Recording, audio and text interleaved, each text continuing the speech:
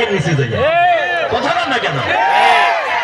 তো আমার গাড়ি রে লাগাই দিয়েছে এরম এক বাদাই মেরে আসার সময় রাহুল খান তাদের ডাক করছে তো আমার ড্রাইভার দেখেছে কি রে ভাই তুই দেখতেছিস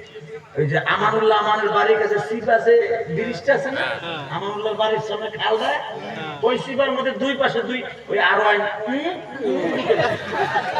মাঝখানে আমার গাড়ি ব্রিজ আলো ওই আমার ড্রাইভার খালি কইছে যে ভাই তুই দেখকে ঢুকাইলি না দেখা দেখি টাইম নাই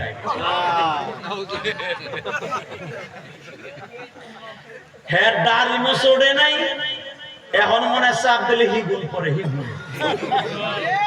এই পোলায় কয় দেখা দেখি টাইম নাই এইভাবেই চলতে হবে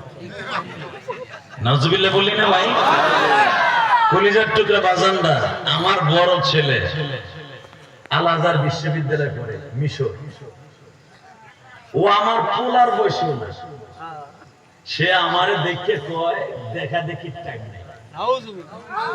কথাটা কেন করলাম জানোস তোকে পাও বেরো ধরে যাই তোর আমার ছেলের মতো ছোট ভাইয়ের মতো কলিজার টুকরা বন্ধুর মতো আমি তোকে কেন বলে যাই জানোস কোনোদিন কোন মুরব্বীর সাথে এই যে আমার দাড়ি পাকা বাজান না রাস্তায় দাঁড়ায় থাকবে তুই তাদের সাথে বেয়াদবি করিস না এই যে আলেম ওলামা এদের সাথে বেয়াদবি করিস না হতে পারে তুই আজকে আমার বলে ফেললি দেখা দেখি টাইম নেই এইভাবে চলতে আইজ হোক কাইল হোক একত্র করতে কেন সমাজ পরিবর্তন করতে পারবে না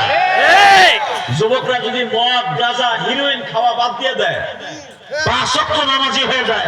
আমার বিশ্বাস সভাপতি সাহেবকে আমার ভাইকে সাক্ষী রেখে বলে গেলাম এই সমাজটাই সুন্দর হয়ে যাবে এই সমাজে জেনা ব্যভিচার চুরি ডাকাতি থাকবে না যারাই জুলুম করতে যাবে বিগত সরকারের আমলে ব্যানে তরকারি বেচবে না ব্যানে 300 টাকা লাভ হয়েছে হেতে 150 টাকা চাঁদা দেওয়া লাগছে সত্য না মিথ্যা এই জুলুম ছিল নমরুদের কাছে কথা বল না এই জুলুম ছিল ফিরাউনের কাছে